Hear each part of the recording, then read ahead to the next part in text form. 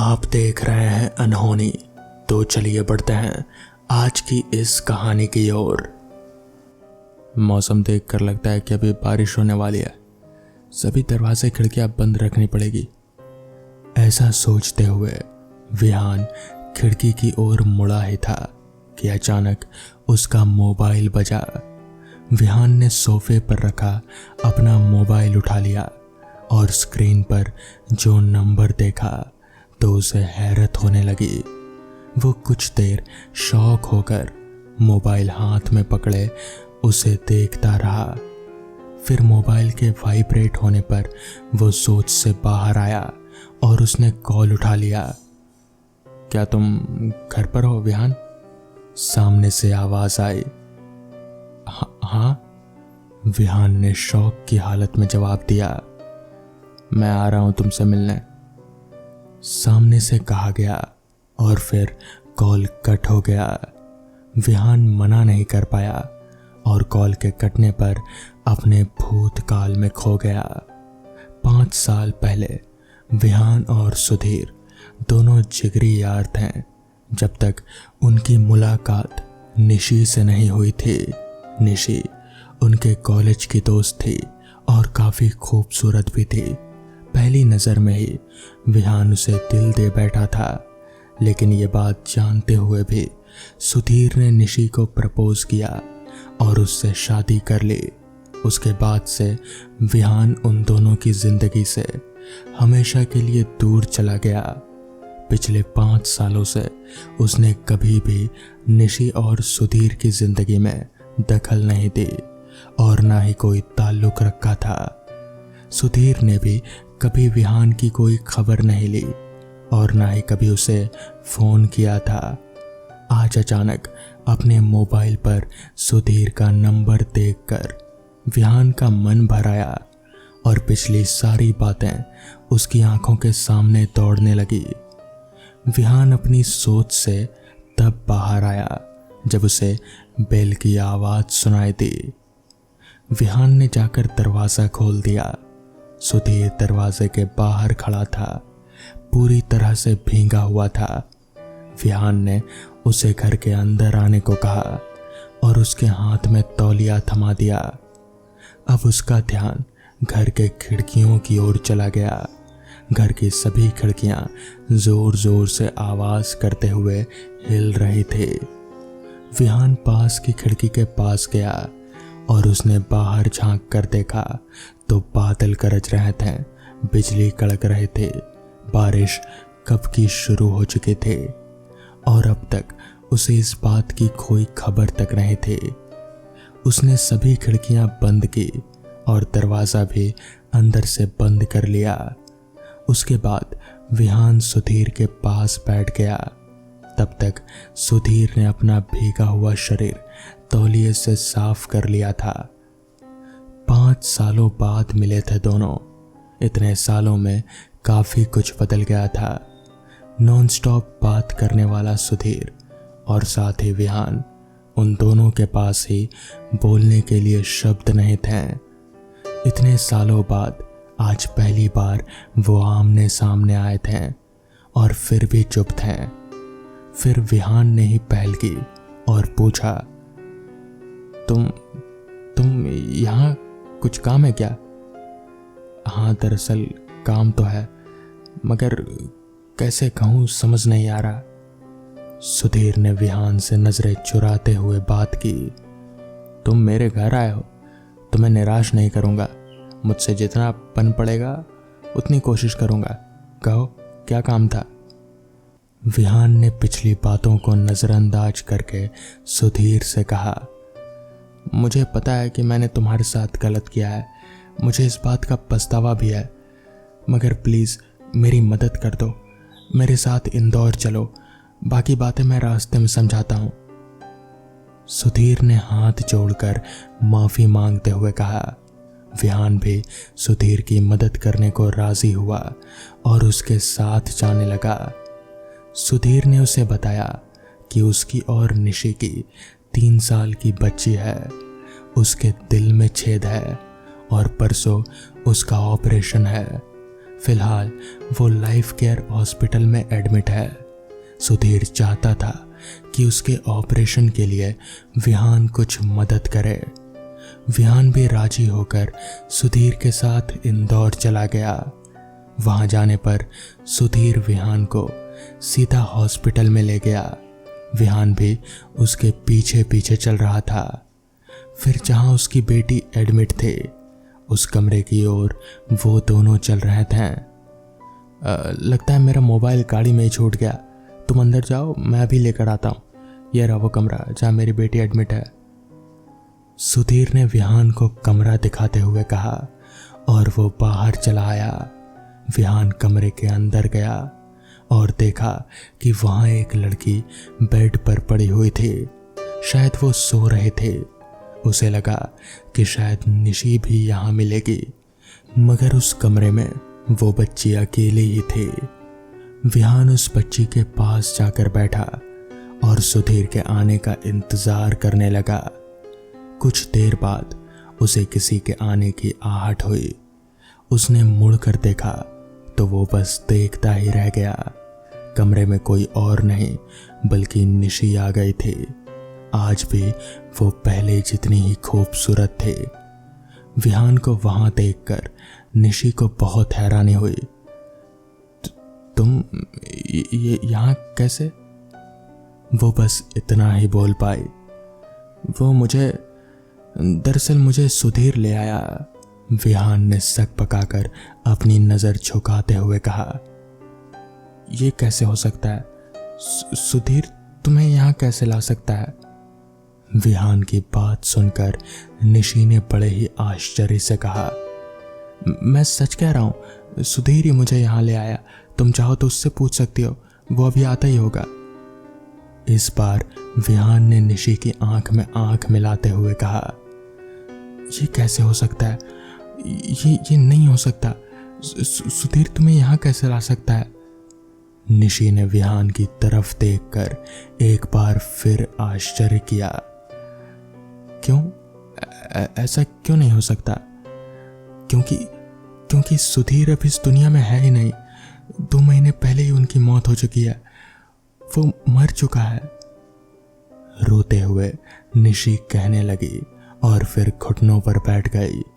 निशी की बात सुनकर विहान के रोंगटे खड़े हो गए। उसने गाड़ी के पास सुधीर को ढूंढने की कोशिश की, मगर सुधीर वहां नहीं था।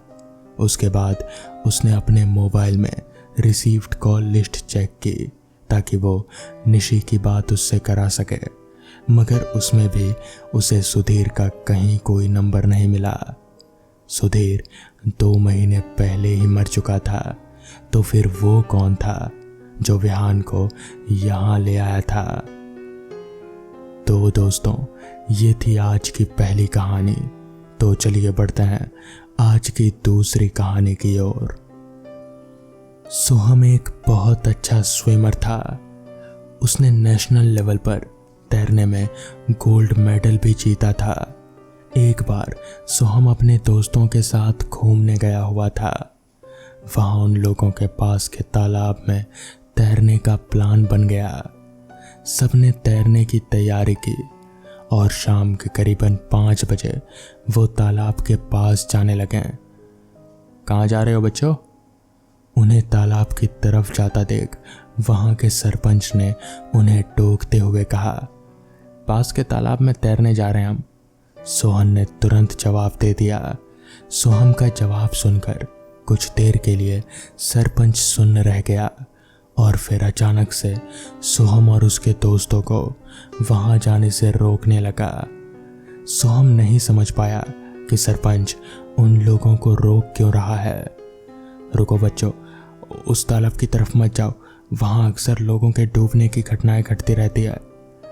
सरपंच ने उन्हें जाने से लगभग मना करते हुए कहा, काका आप सोहम को नहीं जानते, ये नेशनल चैंपियन रह चुका है, आप निश्चिंत रहिए।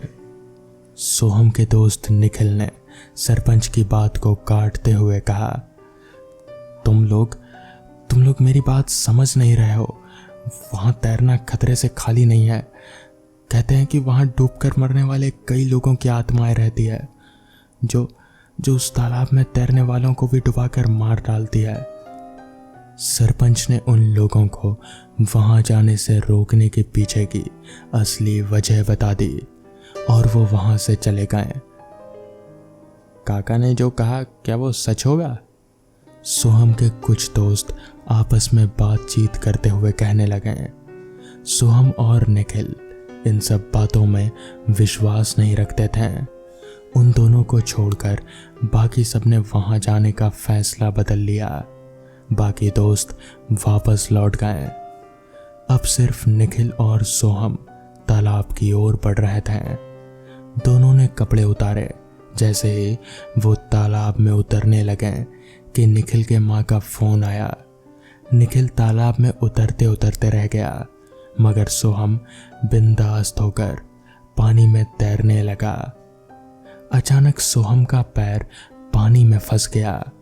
इस तरह की सिचुएशन उसने कई दफा संभाली थी, मगर इस बार ये कुछ अलग ही था। उसने कई बार कोशिश की वहां से निकलने की, मगर धीरे धीरे वो पानी में खींचा जा रहा था। उसने निखिल को आवाज लगाई, मगर जब तक निखिल का ध्यान उस पर जाता तब तक सोहम तालाब के बीचों बीच पहुंच चुका था। सोहम को ये एहसास हो रहा था कि पानी के अंदर से कोई उसका पैर खींच रहा है। उधर निखिल ने सोहम का आवाज सुनकर उसकी तरफ देखा तो उसे आश्चर्य सा होने लगा कि नेशनल चैंपियन होकर भी सोहम की हालत देख उसे सरपंच की कही बात याद आ गई। निखिल सोहम के लिए पानी में कूदकर उसे बचाना चाहता था, मगर वो जब पानी में उतरने लगा तो उसे अचानक एक बहुत जोर का झटका लगा और वो तालाब की उल्टी दिशा में जाकर गिरा। वो झटका इतना ज्यादा था कि निखिल उठ भी नहीं पाया। सोहम ने एक बार पूरी ताकत लगाकर अपना फंसा हुआ पैर बाहर निकाला और वो किनारे की ओर आने लगा। जैसे ही वो किनारे के करीब पहुंचा तो एक बार फिर उसे लगा कि फिर से उसका पैर किसी ने पकड़ रखा है और वो उसे पानी में खींच रहा है। उसी हालत में सोहम की नजर अपने पैरों की तरफ गई और उसे जोर का धक्का लगा। उसे वहां पर कुछ हाथ नजर आए, एक नहीं, दो नहीं, बल्कि कई सारे हाथ। उन्हें देखकर घबराया हुआ सोहम बचाओ बचाओ चिल्लाने लगा, मगर उसका कोई फायदा नहीं हुआ। निखिल की आंखों के सामने उसका दोस्त, जो कि तैरने में माहिर था और गोल्ड मेडल भी जीत चुका था, वो असहाय होकर तालाब में डूबता जा रहा था और निखिल चाहकर भी उसकी मदद नहीं कर पाया।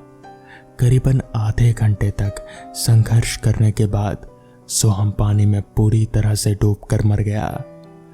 इस हादसे का गवाह निखिल था, जिसने अपनी आंखों से वो सब देखा था, मगर वो किसी से कुछ कह नहीं पाया। पानी के उस झटके की वजह से उसका मानसिक संतुलन बिगड़ गया था। अब वो तालाब के आसपास पागलों की तरह घूमता है और उसे जो भी दिखे उससे बस यही कहता है, तैरना मना है। तो दोस्तों, ये थी आज की दूसरी कहानी। तो चलिए बढ़ते हैं आज की आखिरी कहानी की ओर। ये कहानी मुझे मेरे मामा जी ने बताई थी। मामा जी के मुताबिक आज से करीब 20 साल पहले वो गांव के बाहर एक फैक्ट्री में काम किया करते थे। वो फैक्ट्री मामा जी के घर से दूर थी, तो आने जाने के लिए वो अपनी साइकिल का इस्तेमाल किया करते थे। इस बीच यानी कि आने जाने में उन्हें करीब 1 आध घंटे का समय आराम से लग जाता था और साइकिल चलाकर आने जाने में काफ़ी मेहनत भी खर्च होती थी। खैर, उन दिनों बरसात का मौसम चल रहा था। रात के करीब 8 बजे फैक्ट्री से मामा जी की छुट्टी हुई। उन्होंने अपना साइकिल उठाया और घर की तरफ चलना शुरू कर दिया। आज अमावस की रात थी और काले बादल भी छाए हुए थे, किसी भी पल बारिश आ सकती थी। रास्ते पर दूर दूर तक हमेशा की तरह मामा जी के अलावा और कोई नजर नहीं आ रहा था, क्योंकि उस जमाने में रात के 8 बजना यानी कि 10 बजने जैसा होता था। खैर, मामा जी साइकिल लेकर उस सुनसान रास्ते पर आगे बढ़े जा रहे थे। रास्ते के दोनों तरफ यानी कि एक तरफ जंगल और दूसरी तरफ सिर्फ खेत ही खेत था। दूर दूर तक सिर्फ खेत और कुछ भी नहीं, ना कोई घर और ना ही कोई दुकान। खैर, मामा जी अपने एक हाथ में टॉर्च की लाइट पकड़े हुए थे, क्योंकि तब तक गांव में बिजली नहीं पहुंची थी। टॉर्च की रोशनी में मामा जी धीरे धीरे साइकिल चलाकर आगे बढ़ रहे थे। वो भी साइकिल चलाकर आगे बढ़ ही रहे थे कि तभी उनके हाथों पर कुछ बूंदाबांदी बारिश की बूंदें टपकने लगी। वो समझ गए कि बारिश आ गई है। वो जल्दी जल्दी से साइकिल चलाकर आगे बढ़ने लगे, मगर वो बारिश से तेज नहीं थे। बारिश कुछ ही पल में बहुत ही तेज हो गई। ना चाहते हुए भी मामा जी को वहीं पास ही में एक घने पेड़ के नीचे छुपना पड़ा, ताकि वो बारिश से बच सकें। मामा जी वहां खड़े खड़े बारिश के रुकने का इंतजार करने लगे, मगर बारिश थी जो वो और तेज पर तेज होती जा रही थी और थमने का नाम ही नहीं ले रहे थे। मामा जी वहां खड़े खड़े बारिश के रुकने का इंतजार कर ही रहे थे कि तभी अचानक उन्हें ऐसा महसूस हुआ कि जैसे किसी ने उनके कंधे पर पीछे से हाथ रखा हो। मामा जी तुरंत पीछे घूमे, मगर वहां उस घने जंगल में वहां उनके अलावा और कोई नहीं था। उन्हें लगा कि शायद ये उनके मन का वहम है, इसलिए वो वापस से अपनी साइकिल की तरफ यानी कि सामने की ओर देखने लगे। वो अभी सामने की ओर देख ही रहे थे कि तभी दोबारा इस बार उन्हें ऐसा महसूस हुआ जैसे पीछे से किसी ने उनकी गर्दन को पकड़ा हो। इस बार वो एहसास साफ था। मामा जी ने पीछे घूमकर देखा तो उनकी आंखें फटी की फटी रह गई। उनकी आंखों के सामने करीब 8 फीट लंबा एक आदमी खड़ा था। उसकी आंखें लाल चमक रहे थे, उसके हाथ जैसे जले हुए थे और बहुत ही बड़े बड़े थे। मामा जी को कुछ समझ नहीं आया कि ये क्या भला है। आखिर एक इंसान इतना लंबा कैसे हो सकता है और उसकी आंखें वो लाल क्यों चमक रही हैं। मामा जी अभी ये सब सोच ही रहे थे कि तभी उस बड़े से आदमी ने कहा, यहाँ से चला जा, ये मेरी जगह है।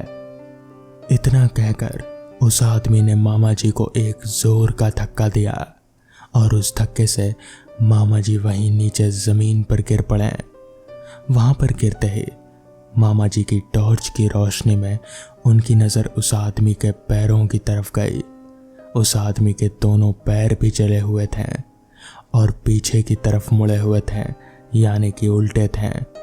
मामा जी समझ गए कि उनका यहाँ रुकना मतलब कि अपनी मौत को दावत देना। उन्होंने उस बारिश में ही अपनी साइकिल उठाई और भागते हुए भीगते भीगते जैसे तैसे अपने घर पहुंच गए। तो दोस्तों, ये थी आज की कहानियाँ। अगर आपको ये कहानियाँ पसंद आई हो तो वीडियो को लाइक और चैनल को सब्सक्राइब करना ना भूलें। तो मैं आपका दोस्त आर्यन जल्द ही मिलूंगा आपसे ऐसी ही नई कहानियों के साथ। तब तक के लिए अपना ख्याल रखें।